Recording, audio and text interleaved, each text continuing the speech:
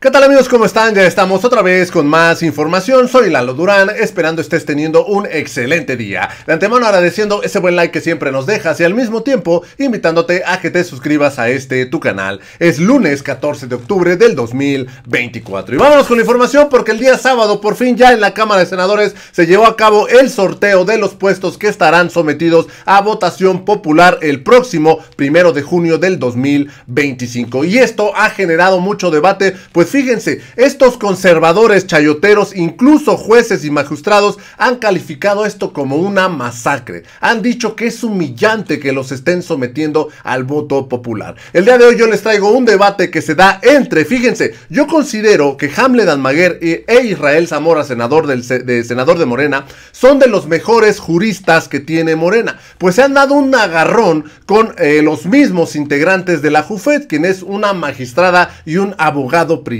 Pues ellos dicen que es denigrante, así lo califican, denigrante que los estén sorteando. Fíjense nada más. Vamos a ver rápidamente este debate porque le ponen tremenda arrastrada a esta magistrada, que por suerte es una de las que salió seleccionada para ser removida el próximo 2025. Vamos rápidamente a escuchar este debate porque les digo, la verdad es que estuvo buenísimo. Vamos rápidamente a escucharlo.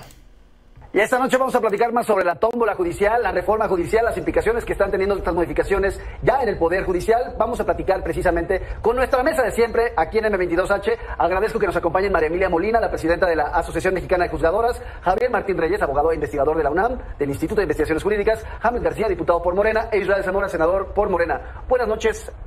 María Emilia, buenas noches a ustedes, señores legisladores, señor investigador, gracias por estar con nosotros.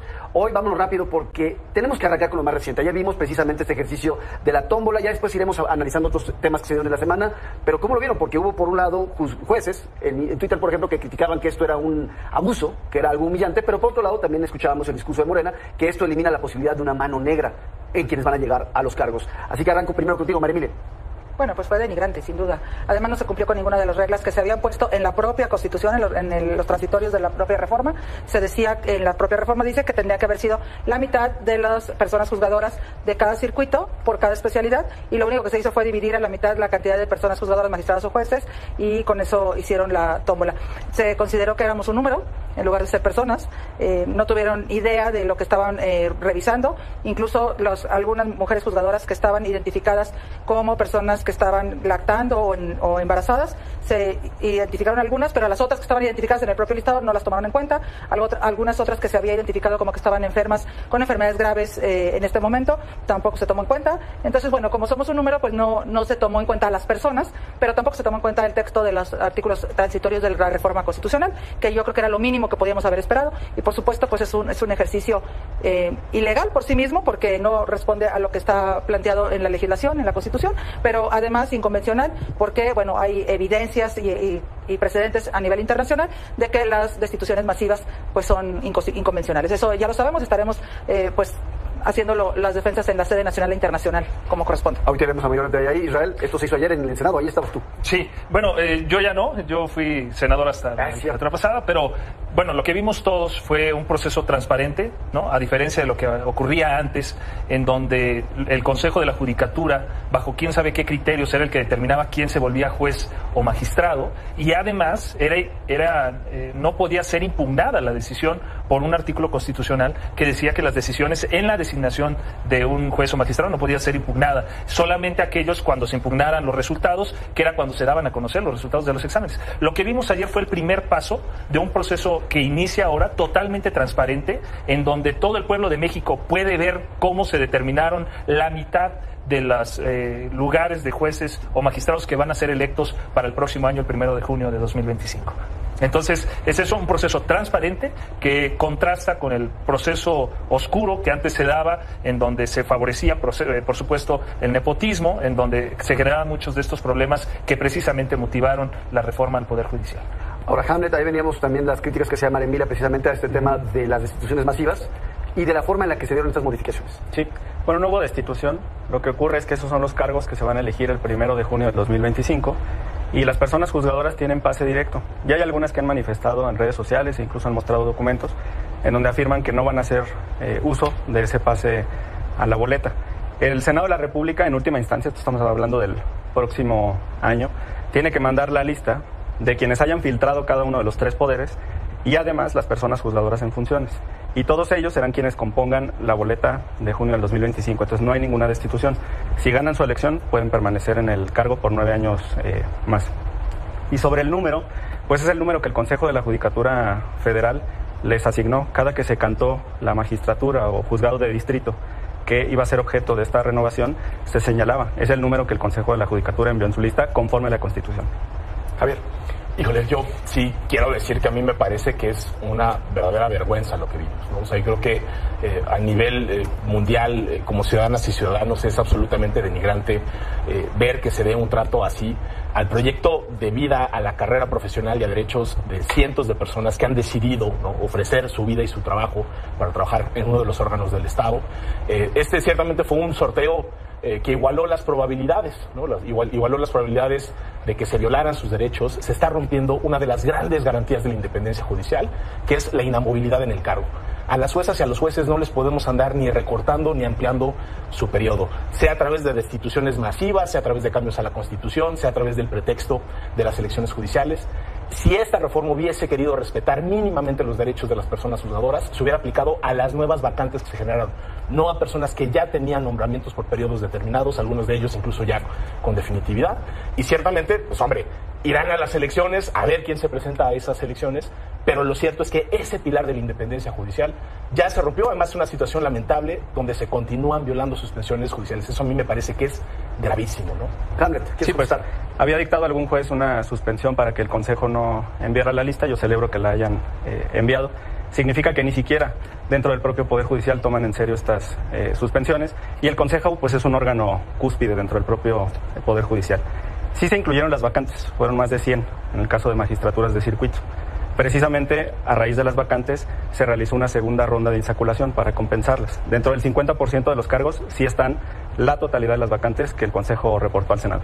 María Emilia, ¿quieres contestar? Sí, 2 temas.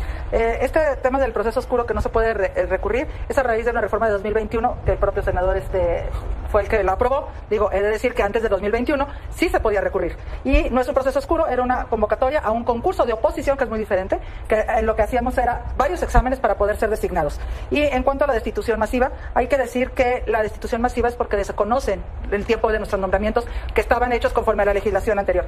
Finalmente, qué grave que alguien que fue legislador de este país celebre que se haya violado una suspensión.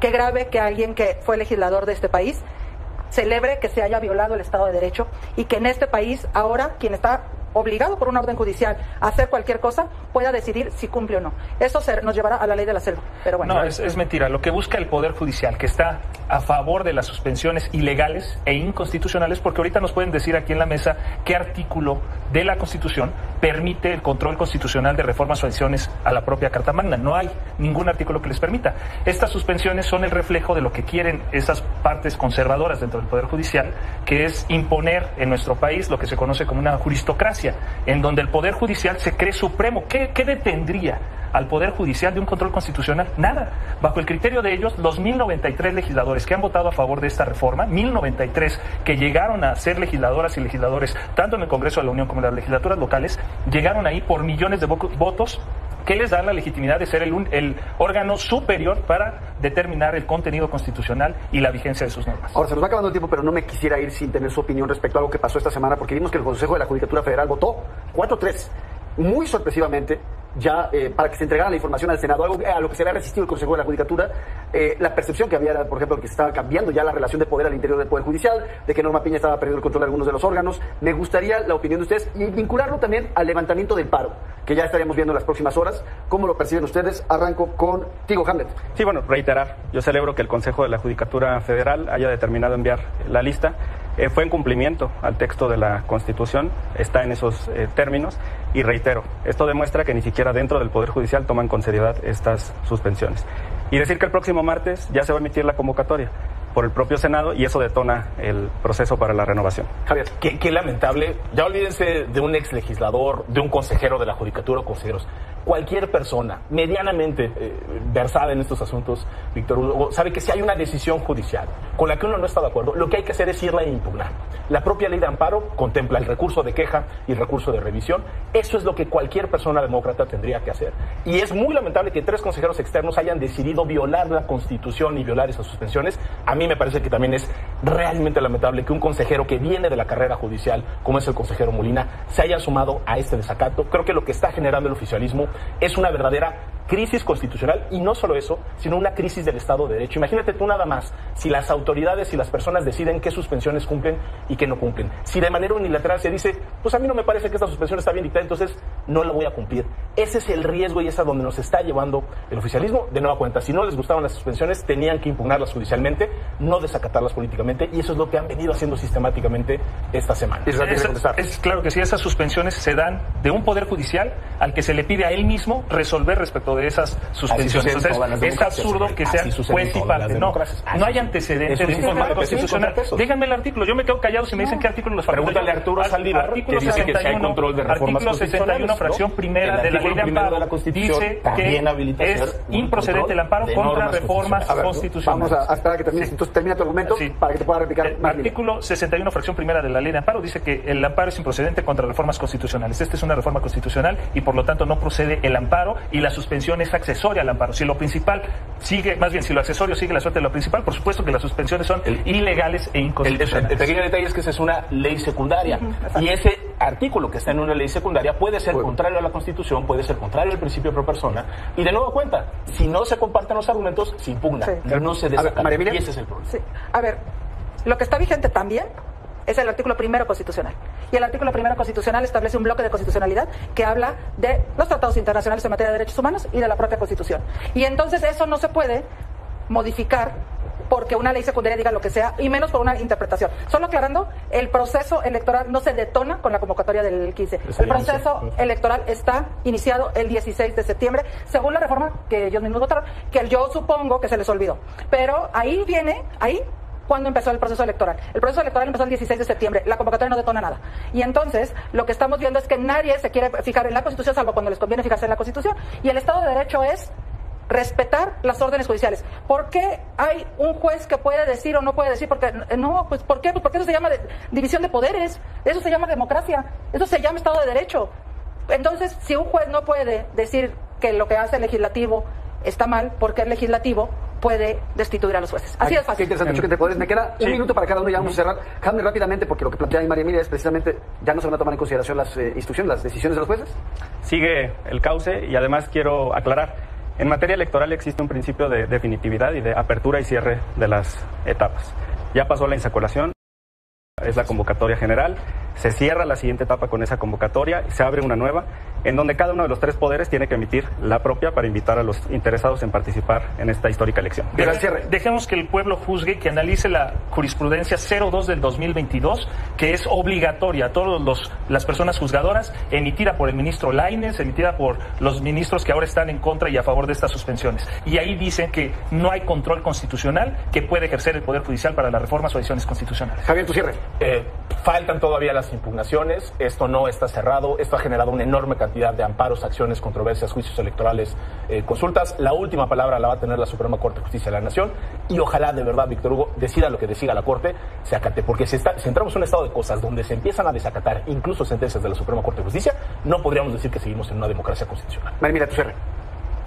Yo espero que en algún momento recuperen la cordura y se den cuenta que la Constitución y el bloque de constitucionalidad se tiene que cumplir atendiendo a los derechos humanos, que las órdenes judiciales se cumplen porque así es lo establece la Constitución y que ninguno de los 3 poderes es absoluto y que lo que pretenden es tener el poder absoluto y eso no se llama democracia, eso se llama dictadura. Bien, ahí están los temas de la discusión. Nos volvemos a ver en esta mesa de debate porque tenemos muchísimo más que